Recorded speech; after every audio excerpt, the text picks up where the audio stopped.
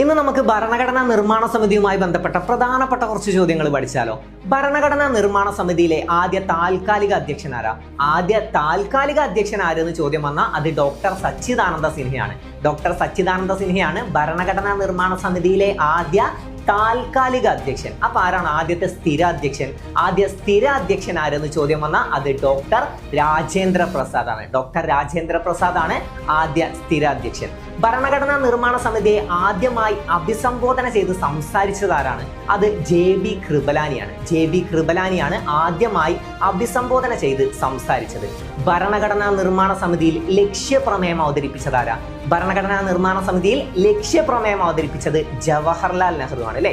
എന്നാൽ നിങ്ങൾക്കുള്ള ചോദ്യം ചോദിക്കട്ടെ, നെഹ്റു എന്നാണ് ലക്ഷ്യപ്രമേയം അവതരിപ്പിച്ചത്?